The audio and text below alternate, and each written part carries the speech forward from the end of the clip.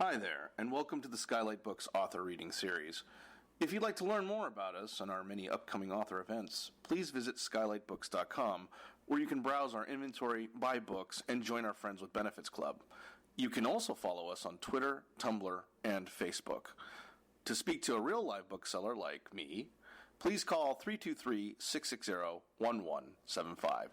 Thanks for your support, and enjoy. Thank you so much for coming to tonight's event for Made in LA. Before we get started, I wanted to mention a couple of upcoming events. On Thursday, July 25th at 7:30, we'll be hosting Kristen Arnett for her new novel, Mostly Dead Things. Then on Thursday, August 15th, also at 7:30, we'll be hosting Gia Tolentino for her new collection of essays, Trick Mirror. For more info about our events, please check our website, skylightbooks.com, or pick up a flyer at the front counter. That's back that way. As usual, please silence your phones or turn them off completely, but feel free to use social media and the hashtag SkylightBooks. Copies of Made in LA, both Volume 1 and 2, can be purchased behind you at the front counter. We have several readers joining us this evening, as well as editor Cody Cisco. I'm going to introduce him, and then he'll take it away. Cody Cisco is the author of speculative fiction that straddles the divide between plausible and extraordinary. His Resonant Earth series includes 2 novels thus far, Broken Mirror and Tortured Echoes, and a short story prequel, Believe and Live. The 3rd novel in the series, Altered Bodies, will be published in 2019. His startup, Bookswell, makes the book scene in LA easier to navigate, introduces readers to new writing, and weaves together digital and real-life literary experiences, such as this one. Please join me in welcoming Made in LA this evening. Hi, everyone. Thank you so much for coming out here tonight and sharing this celebration with us. Made in LA Volume 2 is out now, and that makes us really excited. I am going to introduce 2 amazing human beings without whom this would not be possible, Allison Rose and Gaby Lorino, 2 of the co-editors for Made in LA. Come on up. So, I am not going to say a lot tonight. The one thing I want to say is that about a year ago, most of the stories that appear in that volume hadn't been written yet. So it's really exciting for us to be able to take the current and most contemporary expressions of literary imagination and to bring them to you, and it's all mostly new. So with that, Allison. Hello, everybody. I am Allison Rose. Thanks for coming out to the Made in LA Volume 2 book launch at Skylight Books. It's very exciting to be here. So I'm going to give you a little bit of background on what Made in LA is, how we got here. Maybe it was a few years ago, was it not? 15, I think it was. All of us, well, Gaby was still working on hers, but Cody and I were baby writers, and we had just begun our journey in the self-publishing, independent publishing world. And we met at an indie author day in Alhambra, and we ended up keeping in contact, thankfully, and he had his first booth at the LA Festival of Books the next year and said, hey, I'd love to have some company at this booth. I don't want to be sitting there by myself schlepping books. Nobody wants to come up to me, just sitting there waving at people. And that first year, it was myself and Cody, and it was another author who's unfortunately no longer with our group, but we were, and Gaby was here as well, being an awesome Candy. Yes, she was a great supporter. And we found that there were a lot of people coming up to our booth and asking us if we were actually writers writing about stories of LA, because on our banner behind us it said Made in LA Writers. We wanted to have some sort of a group title for ourselves, and we just kind of came up with this title, not knowing what it would mean for the next year. And people said, where are the stories about Los Angeles? And we said, oh, that's a great idea. We need to give what the people want right now. So we came up with this idea to have the first anthology, and reached out to many of our author friends, and they gave us some stories. We put the whole thing together, and then very next year we sold out at the LA Times Festival of Books. All of our books, yes. Thank you for everybody who showed up. There are several of you here that have shown up every time, which is amazing. We had a few events last year promoting the first volume, and now we're out. We have a few events, and we're going to have those dates for you later in the evening to promote Volume 2, and it's very exciting to be here. So, on another note, if any of you are writers and you have stories about Los Angeles or inspired by, we're going to be opening up submissions for Volume 3, August 1st. You can go to our website, madeinaLAwriters.com, and you can get some details of where and how to submit. It's very exciting to be telling these stories and promoting these stories in Los Angeles, and this is the heart of Los Angeles, so be inspired, write some stories, and let them be heard. So now, I'm going to hand off the microphone to Gabe Ilarino, who is going to talk about how Made in LA Volume 2, Chasing the Elusive Dream, came to be.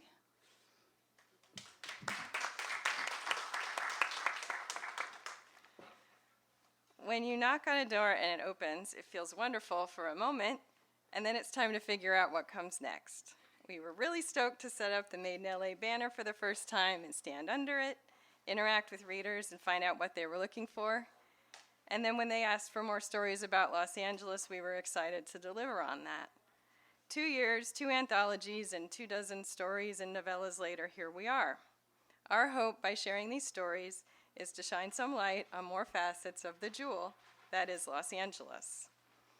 Now, it's not clear where the phrase "don't quit your day job" came from, but as fiction writers, storytellers, and other creative types, we know it well. This is why, because we were excited by the popularity of the first anthology, we made another, all the while keeping our normal jobs and our busy lives running as usual. We had to keep paying the bills after all. And we delved deeper into the stories inspired by LA that we wanted to write and share. Acting on our inspirations, working through the rougher bits, and setting and then resetting some deadlines, it all became worthwhile when our second anthology was born this year at the LA Festival of Books.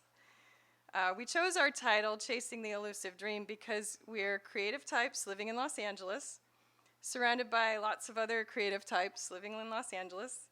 And we recognize that every time that we're dazzled or intimidated or really impressed by a new writer that we come across.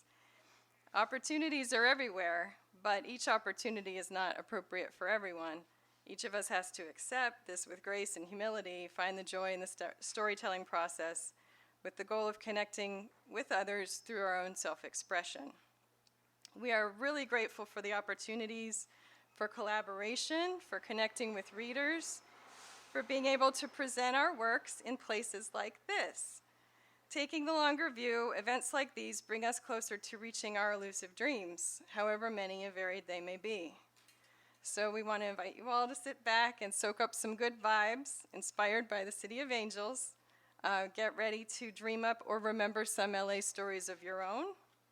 Remember that all dreams aren't elusive. Some like this one, we can all share together. Thanks.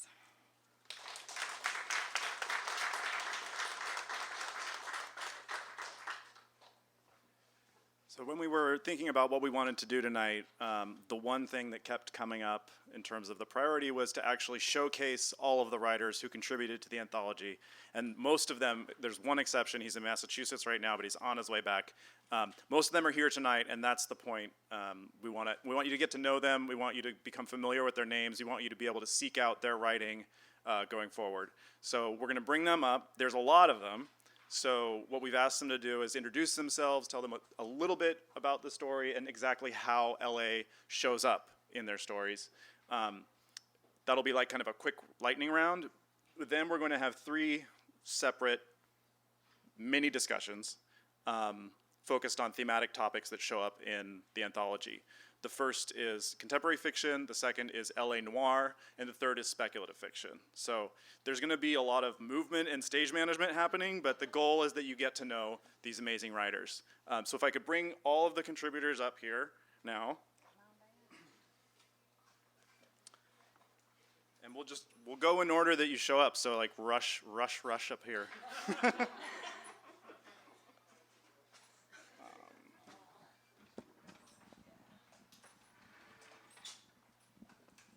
And I didn't know. Sarah, I didn't know you were injured. So please have a seat, I guess. It's okay, the concrete broke my fall. So Sarah's going to start us off. Sarah Chisholm, everyone. My name is Sarah Chisholm, and I wrote Serenade of the Gangster, and my log line is, if you wanted to hustle, you have to sacrifice. And my story takes place in Mariachi Plaza. Sarah has an active social media account that shows exactly where her inspiration comes from. There are pictures from all over Los Angeles where she draws her stories from, so check that out. This is Abby Walthausen. Hi, I'm Abby Walthausen. My story is set in the Echo Park Hills at the Paul Landacre Cottage. He was a printmaker. Am I?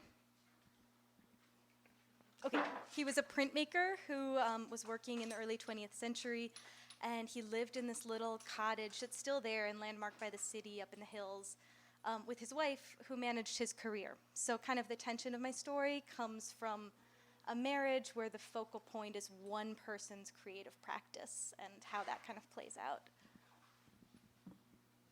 Next we have Nolan Knight. Wherever you like. I'll stay here. Hi, my name is Nolan Knight. My story is set in the South Bay. It features a waitress who succumbs to a crippling painkiller addiction. I would also say compared, if you look at Volume 1 and Volume 2, Volume 1 tended to have a few more ghost stories in it. Volume 2 has a lot more stories of addiction and obsession and sinking down that spiral. So this is A.S. Youngless. I'm A.S. Youngless, and my story is about an orphaned werewolf girl who it's set in Griffith Park. It starts there and ends there and kind of goes in the valley in the middle. But it's just about finding herself and finding where she belongs. I don't think I'd ever read a story about a teenage werewolf assassin abductee before. She uses her transformation to help assassinate people. For hire. She gets paid though. So. Axel Mylans.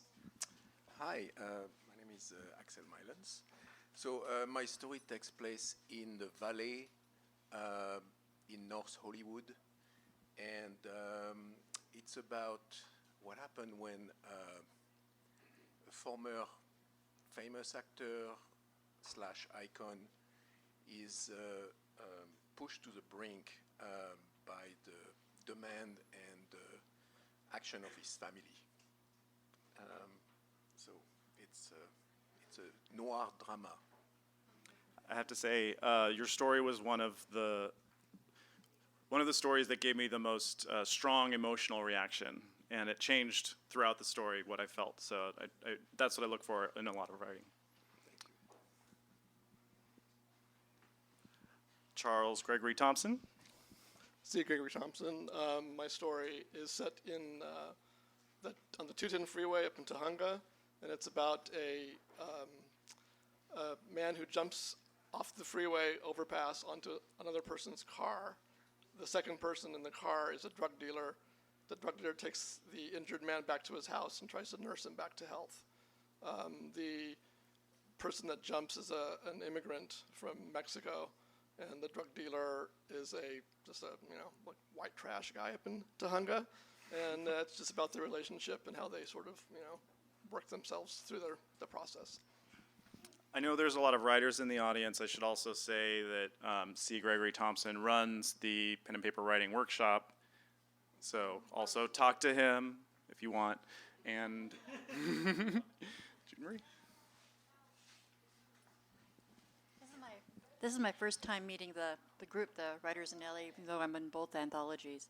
My name is Jude Marie Green, and I don't memorize worth a darn, so I wrote it down. Luigi's Song is my story in Volume 2, and it's about a psychic girl whose best friend is a California gray whale who sings for her. It's set in the beach. Now, I've got Grunion, so it could be, I was thinking Seal Beach with maybe Huntington Beach thrown in, maybe a little bit of Long Beach. And, it has Grunion and earthquakes and fishing globes. Thanks. Okay, so I'm going to bring up here the contributors to Volume 1 and Volume 2 who've written in sort of a contemporary fiction genre. which includes Abby, Gaby, Andre, and it's on my list right here, and Nick, but I don't think Nick is here. So, you guys want to come up?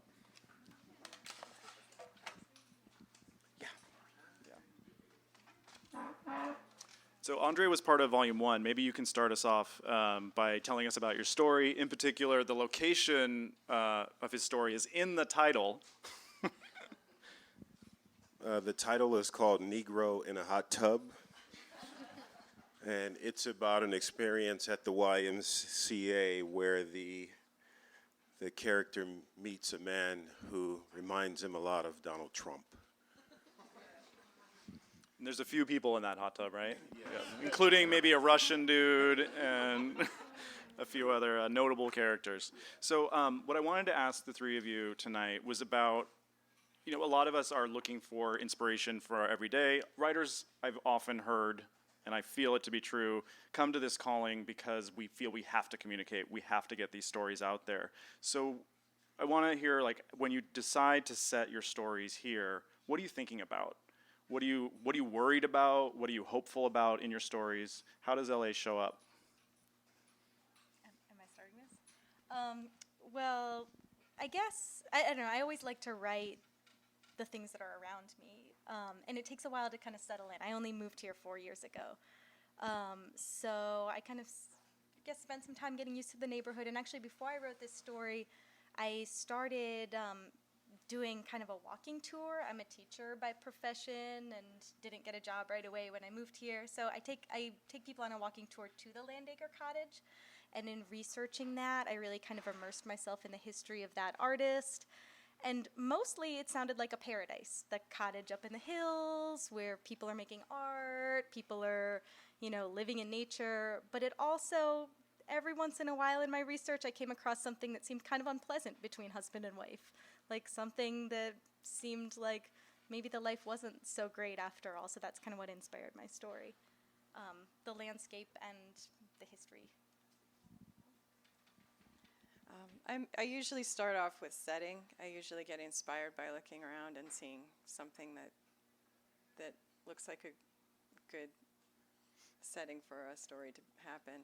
I've been out to CSUN a couple times, which is where I set the story, but I also had to kind of jog back in my memory to when I was in college to write the story that I wrote for Volume 2. But there's narcissists on both coasts who think they're going to be stars, so that wasn't hard to. That really wasn't too hard. Gaby's story, College Lessons in Volume 2, has the best soundtrack. It's the best playlist as part of it. There's a lot of 90s, mid to late 90s alt rock in there, which I appreciated. Thank you. So Abby, I wanted to follow up on something you said about the neighborhood where Paul and his wife are living. Well, first of all, it's interesting that you told the perspective. You didn't tell it from Paul's perspective, right? You didn't center it on the famous printmaker. His perspective already. His art and his biographer. I guess he had one biographer, but yeah, there's a lot kind of told through his lens. But I didn't mean to cut you off. No, it's good. And the character that you created, or that you brought to life, she had some specific anxieties about living in Los Angeles. There was a lot of fear that she felt, sort of being isolated but close. Do you want to talk about that? Right. I mean, it's kind of, the area, it still feels a little bit rural, kind of at the very top of Echo Park before you get into Frogtown. There are a lot of empty lots, but during the time Paul and Margaret Landacre were living there, there weren't street lights yet. The city had put in stairs. But there were no street lights. The two highways that kind of gird in the area weren't there yet. So it felt like a lot more rural. And yeah, I think a bunch of the kind of anxiety of the story is partly about feeling cooped up there with a character who's a little bit of an art monster. But partly, not quite knowing the relationship between this little artist paradise that they live in and this huge city that's teeming all around them. They're connected by the red line trolley car then, but but they feel like they're kind of out in the middle of nowhere. So that's a little bit where the atmosphere of the story comes from. Andre, I want to ask you, it's now been a year plus since the volume 1 came out. How do you feel now about the story now that it's out there? And I mean, our lives have all continued. The world is what it is. Yeah, I was actually thinking about that earlier. I never intended to write a story that would have such long legs. But, I mean, that guy continues to amaze me and continues to give me interesting topics to write about. So I was thinking about maybe for volume 3, I'll write a sequel to A Negro in a Hot Tub. I'd be interested in reading that. Yeah. To what extent does like anger at injustice fuel, and I want to ask this maybe to both of you, or all three of you, injustice in various forms. To what extent does writing become a corrective to that, or is that motivating you? Oh, without question. I write protest literature. 100%. It may be couched in satire, it may be couched in noir, but I am always attempting to shine a light on what I call injustice. I had a bunch of writers over at my house the other day, and we were talking about what is the engine that drives your work. Because all of us writers, we have this thing that we sit down and we're going to write about it. It could look different, but there is a certain engine. And my wife said to me, who's right there, she said, yours is justice. And so I'm always trying to write about justice, no matter what it ends up looking like. I think the thread is always going to be about justice. Mine is freedom. My characters are always women, and there's always something they're struggling against, whether it's some horrible corporation that they work for, or some terrible guy that won't leave them alone, or whatever the case may be. I think if his is justice, mine would be freedom, and I think that's a very common thing with women. Like, we're kind of socialized to be accommodating and be nice, and then certain people prey upon that probably shouldn't. So that's where I'm thinking. What's your fuel, Abby? My fuel. I don't know. I mean, both of the. I don't think I have anything original to say after that. Freedom and justice. Wouldn't justice and freedom be enough? Those are so good. Those are so good. I'll take those as my fuel. But it's interesting because it's like, I guess kind of a lot of what I write about is like caregiver roles. So that really ties into what you say.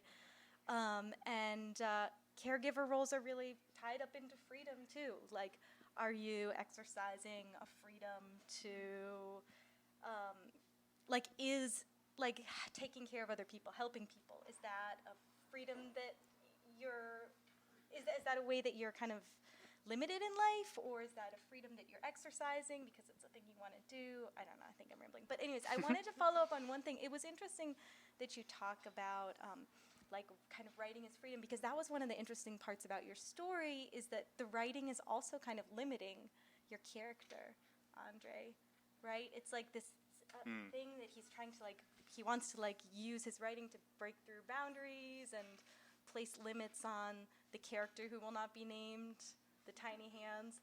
But it's also at the end of the story, he's got to go to his writing workshop. Yep. It's time to go to, nope, I can't stand up for this injustice. I need to go to my writing workshop. Traffic is terrible.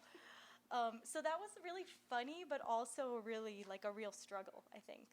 Is writing an active way of speaking out against injustice, or, does it sometimes feel ineffectual?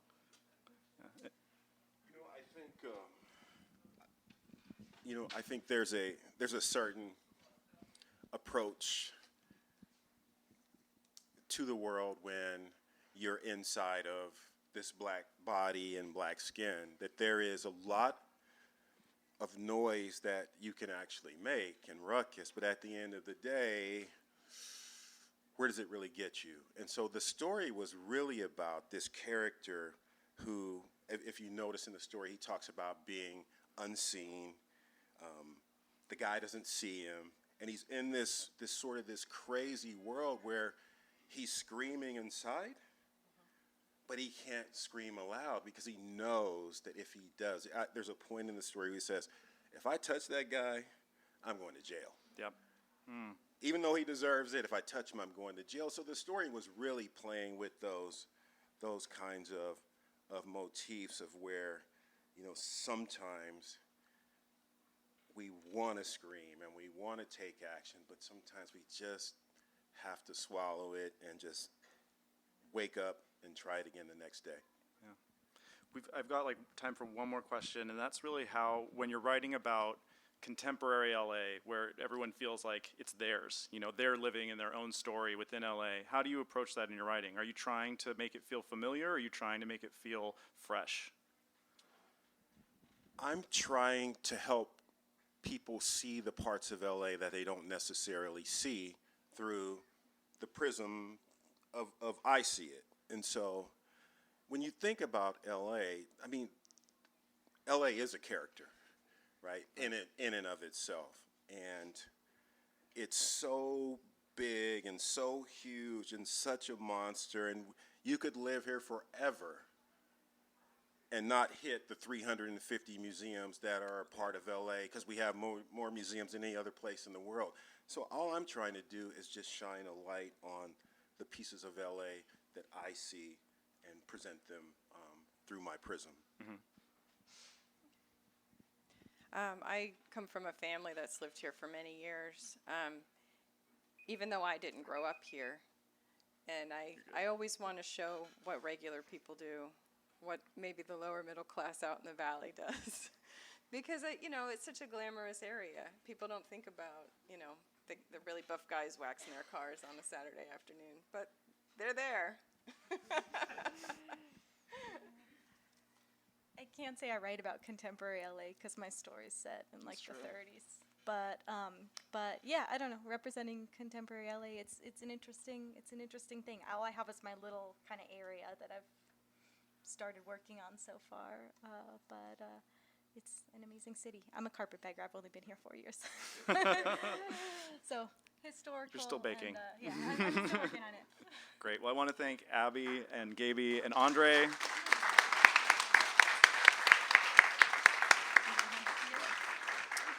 And Gaby's going to stay up here, and she's now going to lead us through the noir group. Okay. Can I borrow that? Sure. Thank you. Just hit the little play button. Yeah. Okay. All right. We're going to talk to Allison, Nolan, Axel, and Charles Gregory. Please come on down.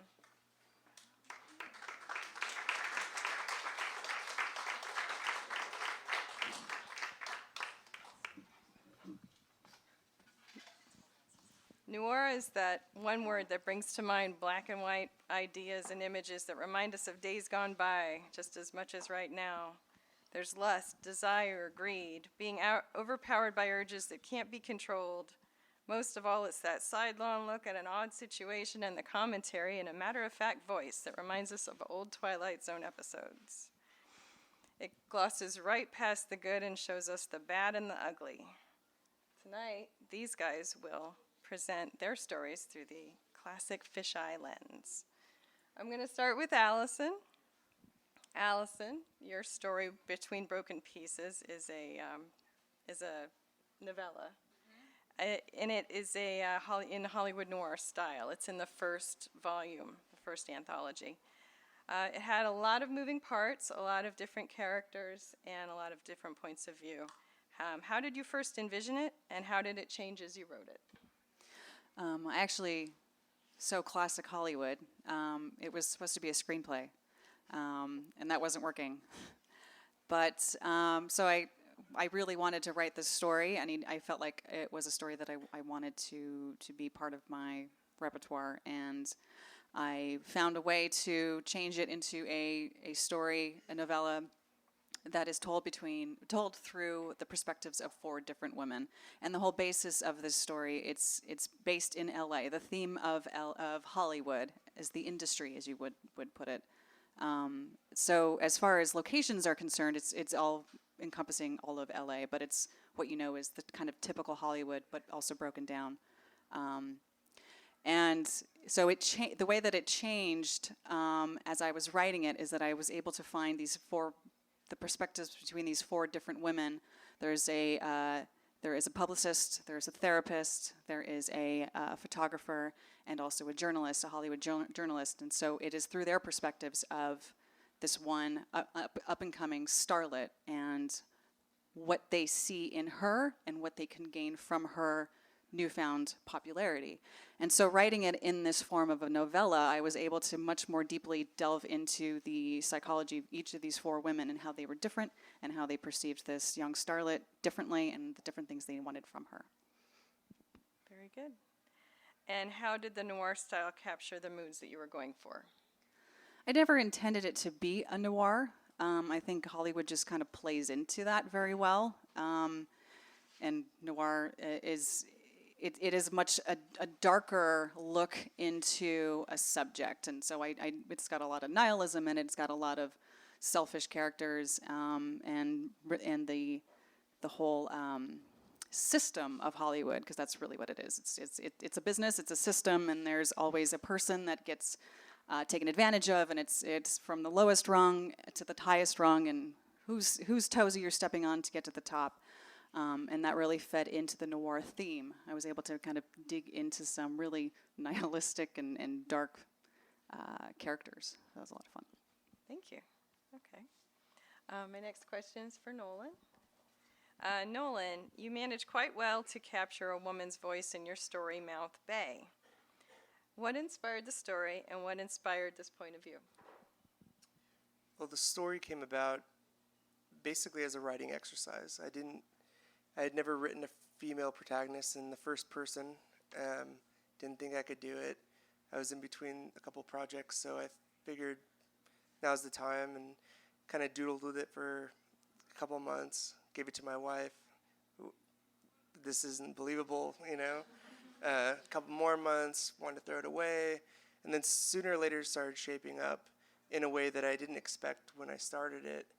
At the time, I only had a place, and it was in the South Bay, this place called Texas Lucy's. It's all too real. It's like a poor man's Hooters, I guess you'd say. In the 80s, it was kind of like walking into a Spuds McKenzie commercial. Nowadays, it might be the saddest place in Los Angeles County. And I thought, what better point to run off with something here and start digging and see what comes up, you know.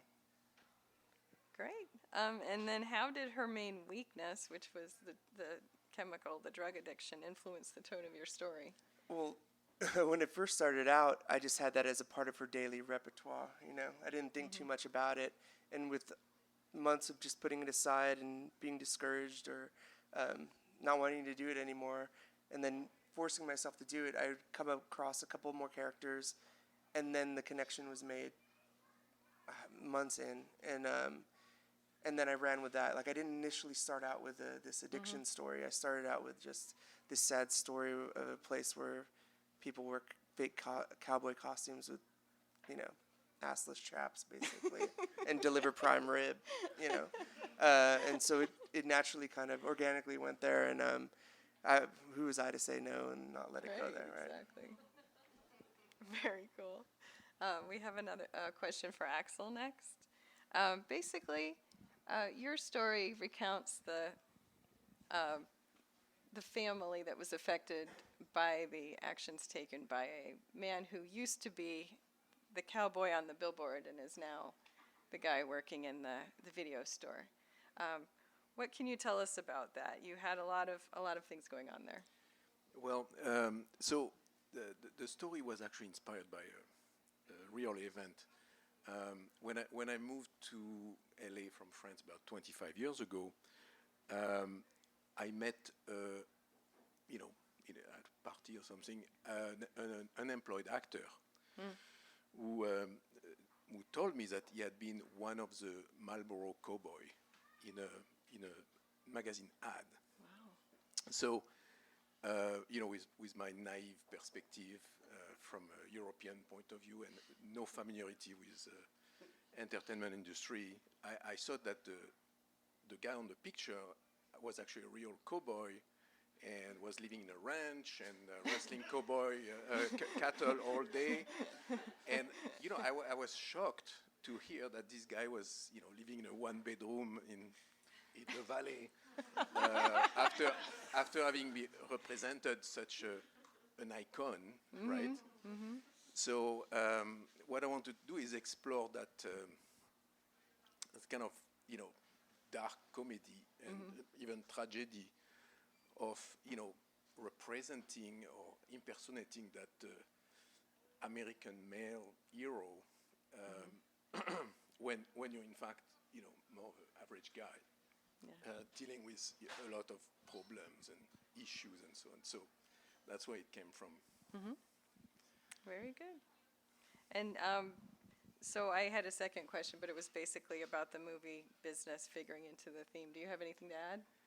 Well, I mean, the thing that Los Angeles is a perfect setting for that. Yes. People are never, I mean, not never, but very often not what they seem to be.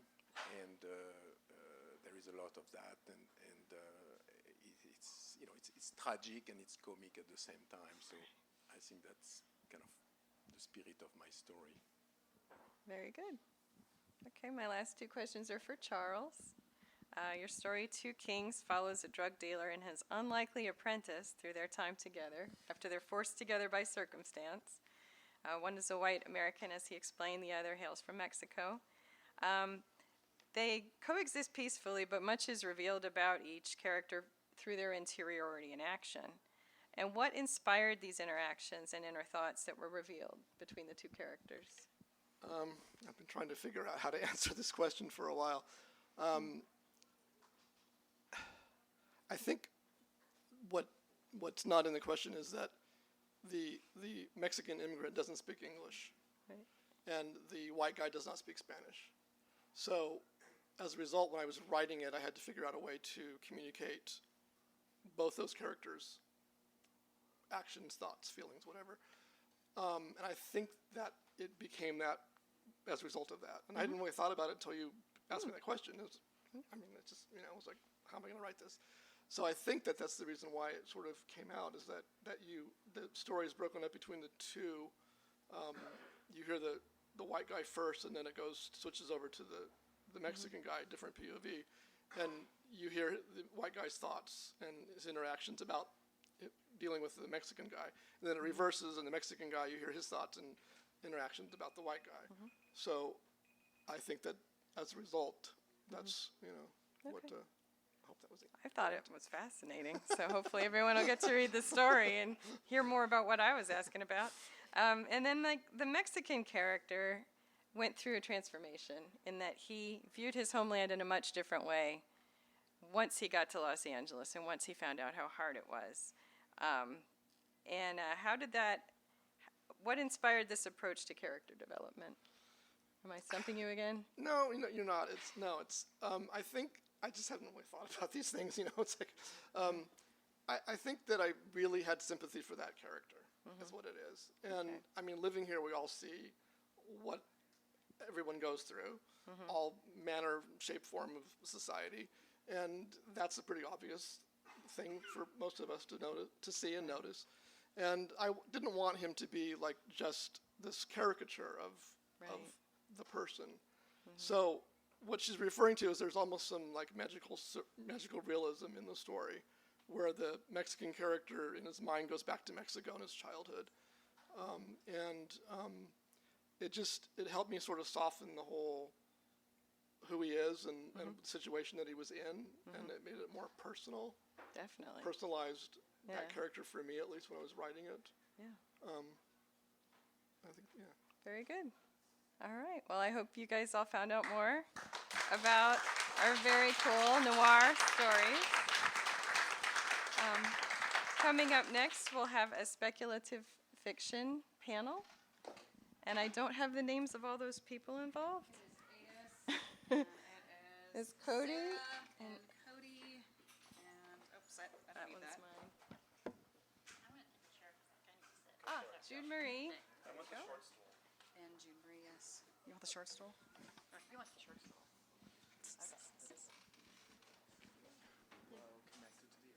We're still on page 21.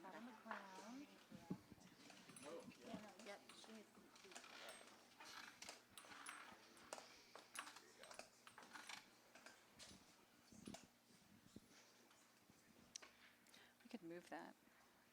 Want to push that over? So she can move in.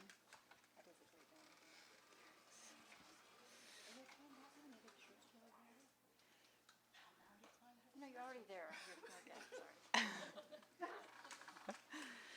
Hello, everybody. This is the speculative fiction panel. So there is a whole gamut of fantasy or just all kinds of fantastical, which LA, why would you want to write anything about fantasy? It's kind of odd. So my first round of questions are going to be along with why LA and why speculative fiction. So I'll start with Sarah. You're the first on my list. So your story deals with a gangster, if you will, coming across a very fantastical mariachi guy who has some very wise words for his young, troubled young man.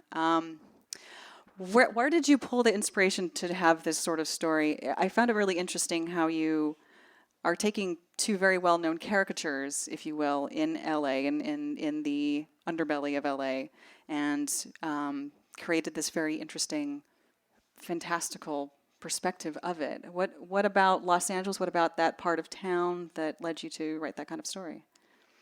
Basically, I'm very inspired by my surroundings, and I do work as a preschool teacher, and basically, this job that I got this year. It's the first time that I actually spoke just English.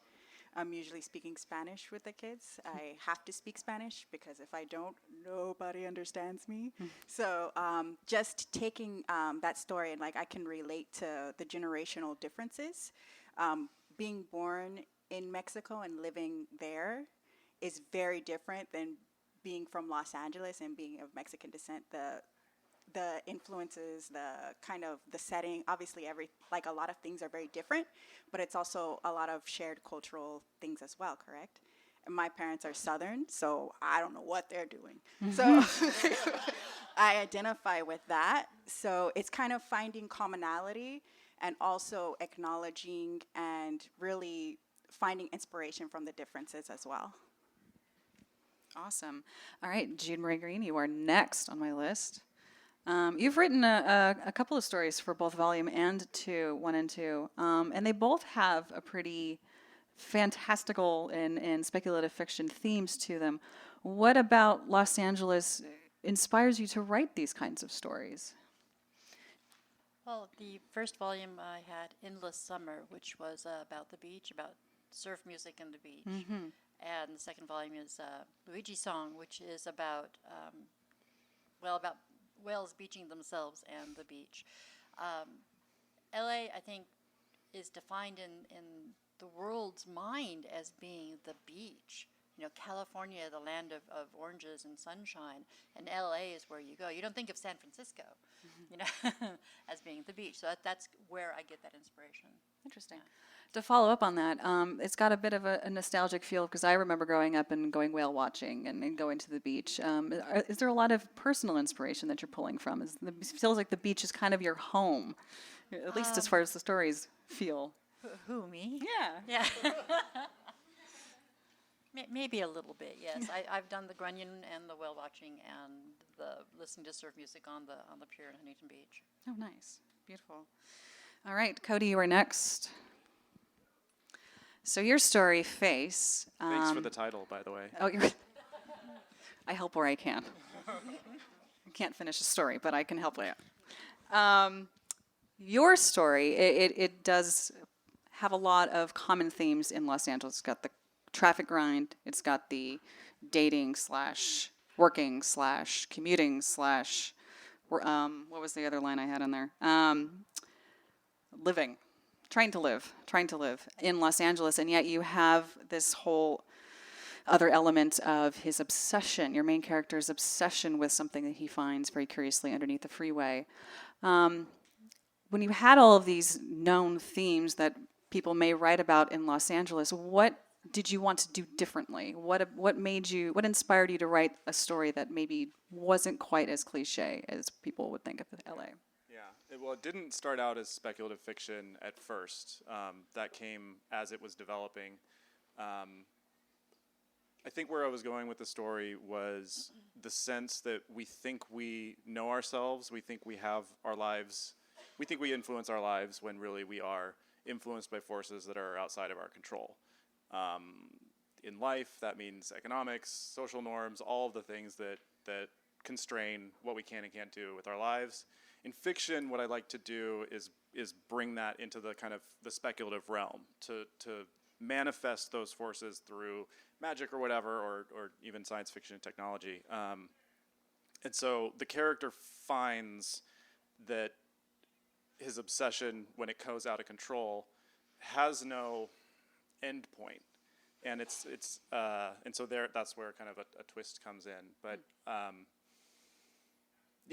find when I'm writing a story, if it's going in a direction that feels very familiar, that I resist that, because I don't think that's helpful for me creatively to explore those paths. I want to know, what if something different happens? Love it. All right, A.S. Inglis, you're next. Your story has a very, very old school fantasy character or caricature in your story. Can we reveal what it is? It's a werewolf. I think you did say that earlier. But I was hoping the big reveal would happen during my panel, but we ruined it. I'm sorry. So in a sense, well, you are now taking this old school fantasy caricature and making it an urban fantasy, a real urban fantasy. And what you had a really interesting twist of who the people were that this now vigilante character is going after. So what about Los Angeles led to or led into what your story is of bringing this classic character type and this Los Angeles vibe? What helped you bring that two together? The character came secondary. It was the setting. It's Griffith Park. I love Griffith Park. The first time I went there to the observatory, and I was up top with my son, and I looked out, and it was later in the day, and the sun was setting, and all the cars just looked like lava. And I thought, this is such a beautiful thing, this horrible traffic is so beautiful from up here. And then you look around, and there's all these trees. And originally, I didn't know she was going to be a werewolf.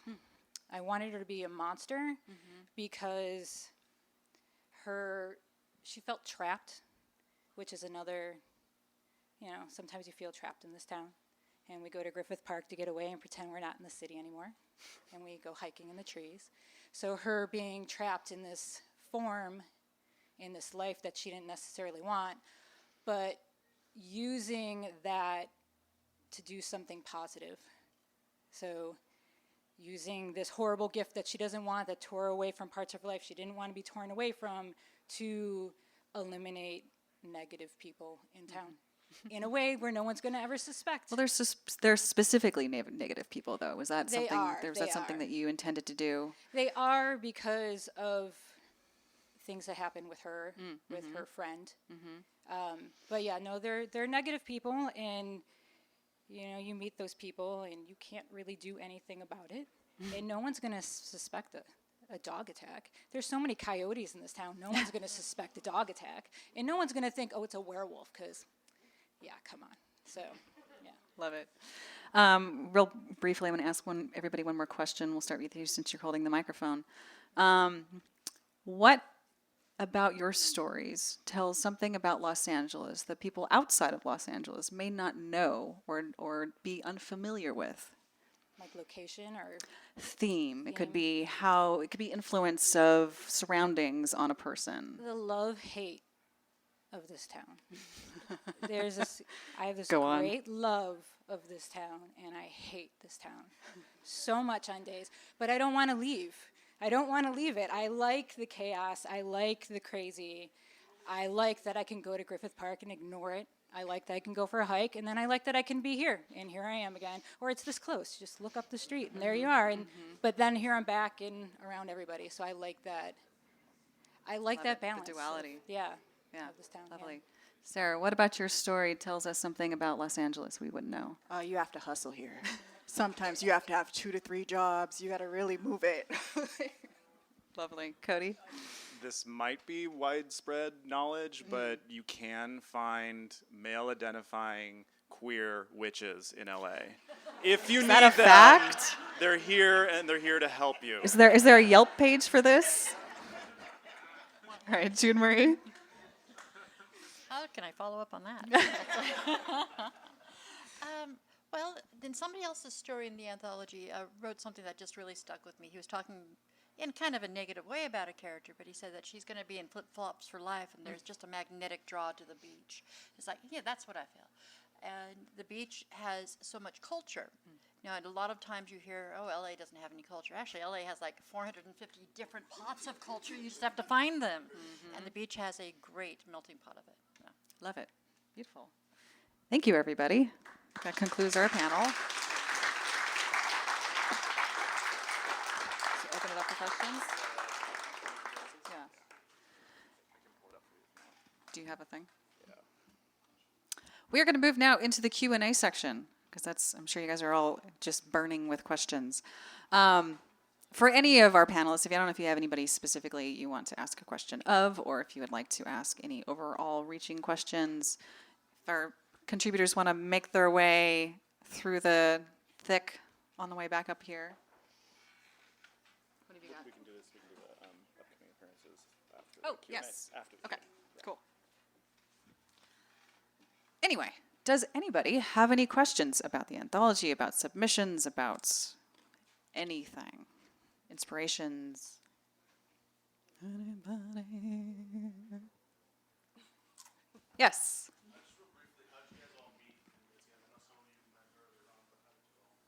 You want to bounce that one? Gaby and I have been running a writers critique group for about 5 years that sometimes meets at the Silver Lake Library and sometimes meets at one of the Pasadena libraries. And so through that, we've gotten to know each other pretty well, but also a lot of the contributors too. Sarah's part of that, Axel's part of that, Nick is another part of that. So there's one of the things that's kind of also a little bit unknown about LA is there's a huge community of writers here. Any day of the week, there's like 6 or 7 events where you can hear a writer speak. So part of the challenge is just getting out there and connecting with other writers. We met each other at Indie Author Day. Most of us, I think, probably has a story like that of how we connected. But it also happens that a lot of us met after the stories were accepted. So a lot of the submissions come in blind, and the 3 of us look through them and talk about them, and then we make the final decision. We say, hey, yeah, like, you're part of it, cool. So I met a lot of the contributors this year when we did a meet and greet to just say, hey, now we're linked for life, whether you like it or not. Let's get together and say hi. So yeah. That was my elbow. Anybody else? Yes. Was there anything in the stories that you guys read as people selecting the stories that you found surprising about LA? You're like, wow, I didn't know that about LA, or I've never experienced that myself. Well, you would be amazed at the wide genre and just the types of stories that people were telling. I found Sarah's to be particularly mind-blowing because she's talking about this. What was the location of yours again? Boyle Heights? Mariachi Plaza in Boyle Heights. And, I don't spend a whole lot of time down there, to be perfectly honest. So, but that it was a very interesting perspective, interesting outlook on that culture down there. Did you guys find any particular stories that were? I don't know much about beach culture, so I really dug Nolan's story. Mouth Bay. It's South Bay, but everyone gossips, so that's why they call it Mouth Bay. I didn't know that either. And the tone, just you should read it. It made me crack up. You're gonna love it. Anyway? Someone has another question. Yes.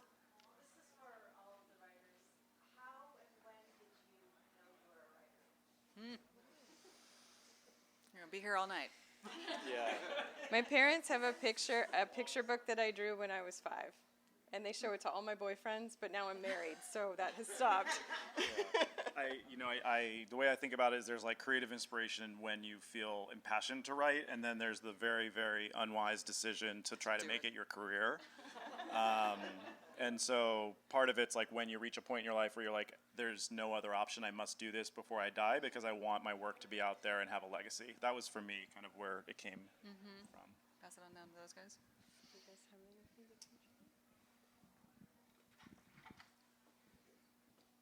For me, it was just always in the back of my mind, but I was always afraid to exercise it, especially when I was getting into college and I was being forced into a major by people paying for my tuition. And then when it turned out I wasn't quite the business major they had hoped, I just said I'm majoring in English, and then began to pursue what I'd always wanted to pursue, which was just a lifetime of reading comic books and reading novels, commercial novels, Stephen King, whatever, just to get me my foot in the door. And then after 15 years or 10 years, starting to see the hard work pay off and having a novel out, and then having publications like this with a great group of people that are in your city, and we're all around you. You know, it's a really cool collaboration to be a part of.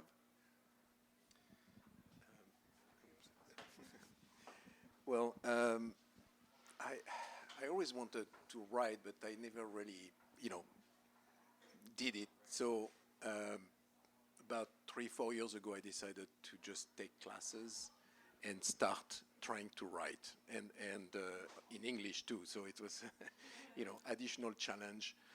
I think everybody can be a writer. Everybody who has something to say, something they want to say, something they want to express, should be a writer. So there is nothing holding anybody back from doing it, and it's a lot of hard work, but it's also a lot of fun.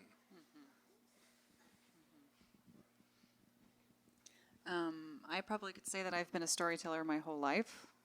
It's just, as Cody was saying, figuring out a way to make it work for you is the hardest part about it. I've been writing all different kinds of things. But as my fellow writers will tell you, it's a lot of work. It's not a glamorous life by any means, but the whole point of being a writer is if you have a story that you have to tell, then you have to tell it. And you'll put in the work, you'll put in the hours and the years, and find somebody who's gonna, or hopefully some people that will put up with your bullshit through the whole process, and eventually you'll get there, and eventually you'll have a story done. I started to get serious about writing while I was teaching high school, because it was kind of like, I have to be really good at this to teach it. So I started writing on the side, like, pretty significantly, like, during that time period.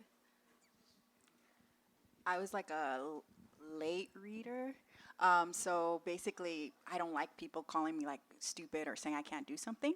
So I would like sit in my room, like on my grandma's couch, and just read. And I read like a lot of speculative fiction, like a lot of Mary Poppins, a lot of like Sir Lancelot, The Wizard of Oz. So I started like going from wanting to read stories to wanting to, very early on, I would say like 6, wanting to actually create my own stories that are very similar to what I was reading. I've always written since I was 7. It was escapism, so I started writing escapism.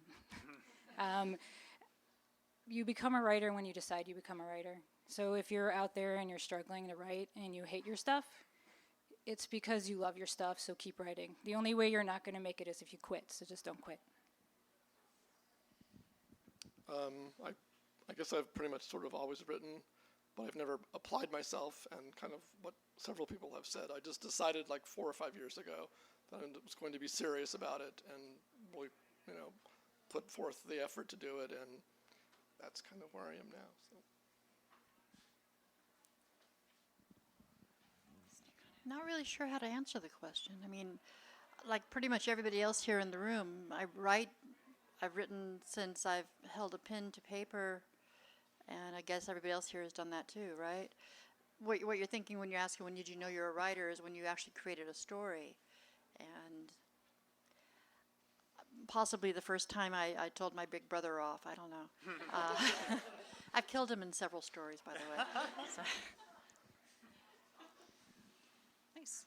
There was another question. Oh, yes. Yes, that would be one of the next topics. I think so. The three of us just had a little discussion today. We were saying August 1st, and all the details will be on our website at www.maidenlawriters.com. I have some bookmarks with all of that information also, so if you want any of that, come get one. Yeah, I would just say, like, we're also probably going to keep that open for a few months. So, we'll say, yeah, thank you for your submission. We're going to read it, but you won't hear back from us on, like, acceptances or any of that for a while. But we do want to read it. Yes, we do. So please send it to us. Any other questions? Yes. Yeah, do you find your inspiration from other writers, like past writer, from your style, or did you learn, or did you get inspired when you were young, and you try to emulate that, or you try to get away from other writers? Absolutely. You learn by mimicking. You learn anything by mimicking. Just putting a couple of words together in a sentence, you learn how to do that just by reading it enough times. For me personally, I don't have any authors that I still try to emulate. I think for me, it's what's that? Being inspired, yeah. But in a lot of what's interesting, at least for me personally, is because I read a broader spectrum of material, I pick apart different pieces of what I really like about each individual author, each individual style or genre, and I pulled all those together to really thread something more unique if I can. That's my goal anyway. Anybody else want to answer that question? I actually have I like for all of my pieces to kind of have a very different style or a very different kind of mood. So I actually have a soundtrack. Like I put together some songs, like a group of songs that just puts me in the mood that I want my piece to reflect. So. Is anyone a full-time writer? I don't think we would be here if we were a full-time writer. I edit scientific documents. Well, yeah, define full-time writer.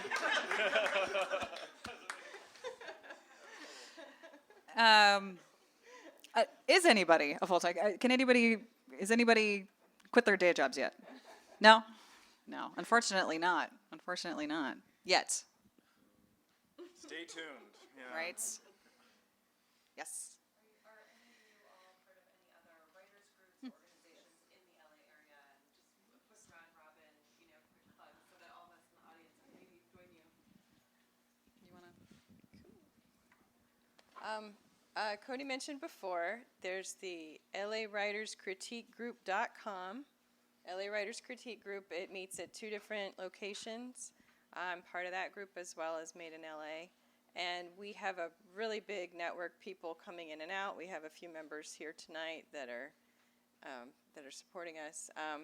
And we have a lot of people come to our meetings and get feedback, and it's fun. You should come.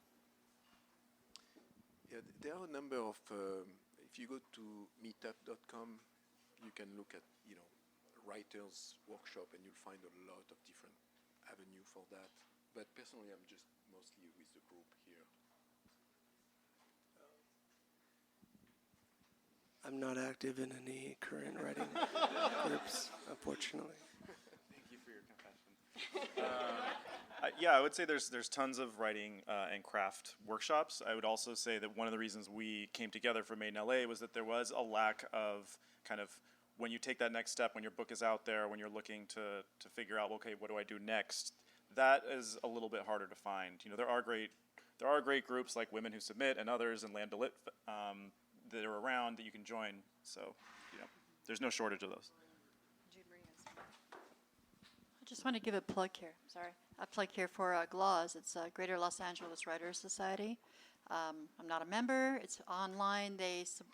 I'm a speculative fiction writer. I go into it with that idea, but they do support every kind of writing that there is out there, and they have weekly meetings all over the area, all over the county. Maybe time for maybe one more question. Yeah.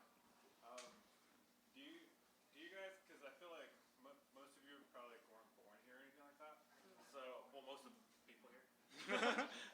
I was. But I feel like, do you ever feel like you're writing, and this could be anybody that feels like this or maybe has something to say, do you ever feel like you're writing someone else's story, or like someone else's experience, or even through like a specific character, or like it could be like one character, not just like a main character, but has anyone ever come across that? That is my complete aim every time I pick up a pen. You know, Cody's looking at me funny. That's my resting face. This is resting Cody face. Am I the only one who was actually born here out of this group? You've been. Oh, that's right. You're born here. You are. Okay, so between. Oh, good. Why didn't you raise your hands? Don't make me hanging up here. Don't leave me hanging. We went to high school together. It's true, we did. One year ahead of me. I forgot that story. Why do you made it up? Trying to move away from Monrovia. You know, we're separating ourselves from Monrovia. Do any of you guys want to answer that question? From LA. If you, do you want to? Well, I was wondering what the perspective would be on that, because if you had something to say about that. Well, if you're writing about. Okay. So I want to say one thing to that before I pass it off. One thing I find really interesting about Los Angeles is because, I mean, especially if you're in this part of town, you could very easily say that 50% at least of the people that live here are transplants. And if it's the same thing, but like the greater part of the United States, right? There's so many people that are from other places that come here. So what's really interesting is it doesn't really matter, in my opinion, if you're from here telling a story about LA or if you're coming in here from LA, because everybody's kind of doing the same thing and intermingling and making LA what it is, which is really cool. No, that's a great perspective, and it's a similar perspective. I'm a fourth generation Angeleno. I've been here my whole life, and that's the great part about it is I could walk every 3 blocks. I can have a new experience every 3 blocks. I can have a completely tolerant world within my backyard that the rest of the world doesn't really know about. But it's my responsibility to articulate that in my work, regardless of what genre or what voice or whatnot I want to put it into. And the best part about it is that I have no choice because it's the only thing I know how to do. So whether you're from somewhere else or whether you're from here, we're all having the same perspective. We're just looking at it through a different lens. And it's up to you to like put the pen to paper and figure that out, you know?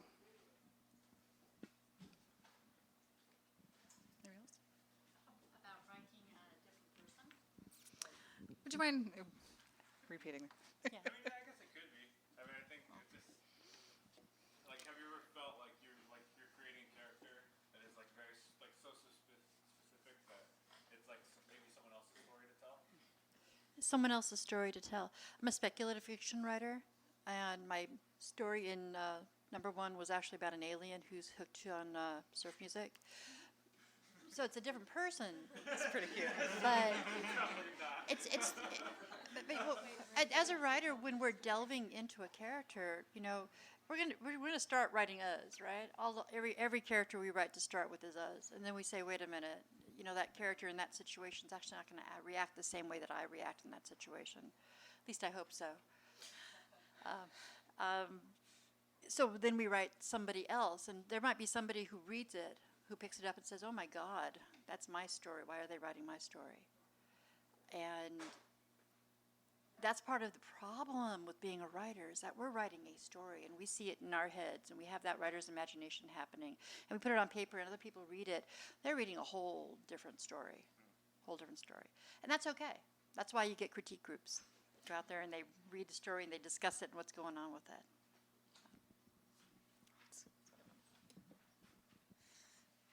Is that for the Unless there's any burning questions, I think we're going to wrap. I'm going to give you a couple dates to put on your calendar if you're interested in actually hearing us read our work, which, I'm interested in us doing that. So on August 9th, we'll be at Stories, Books, and Cafe. That's at 7:30.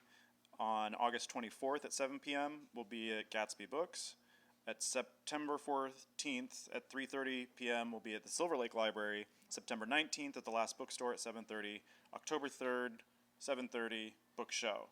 And you're probably not going to remember all of that, but it's on our website, so that's where I was reading it from. But I guess with that, I want to thank everyone for your time and for coming out to celebrate Volume 2. Thank you so much.